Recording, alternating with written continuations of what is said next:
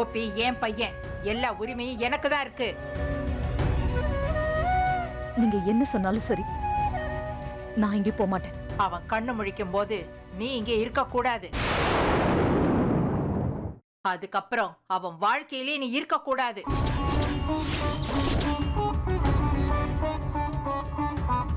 அத்தை, நீங்க இங்க இருந்தீங்கன்னா தேவையில்லாம பிரச்சனை தான் வரும். அதான் நாங்கெல்லாம் அங்க இருக்கோம்ல, நாங்க பாத்துக்கிறோம். டேய், நீங்க தயவு செஞ்சு கிளம்புங்க. இவங்க தான் புரியாம பேசிக்கிட்டு இருக்காங்கன்னா நீயும் சரியா? அப்படி நான் சொல்ல வரலங்க. ஆக்சுவலி இங்க ஒரே ஒரு அட்டெண்டர் தான் இருக்க முடியும். நாங்களே இங்க ரூம் போட்டு தான் தங்கியிருக்கோம். ஸோ நாங்க பாத்துக்கிறோம். நீங்க தயவு செஞ்சு கிளம்புங்க ப்ளீஸ். சொல்றது காதுல விழலையா? பாட்டி, இப்ப எதுவுமே பேச வேண்டாம், கொஞ்சம் அமைதியா இருங்க. இங்க பாருங்க, இங்க நின்று கத்திட்டு இருந்தீங்கன்னு வச்சுக்கோங்க, உங்களையும் கண்டிப்பா வீட்டுக்கு போக சொல்லிடுவாங்க.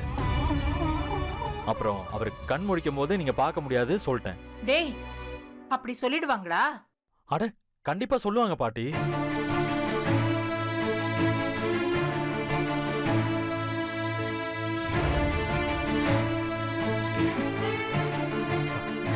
ஏம்மா, என் பையன் எப்படி இருக்கா? நல்லா இருக்காருமா.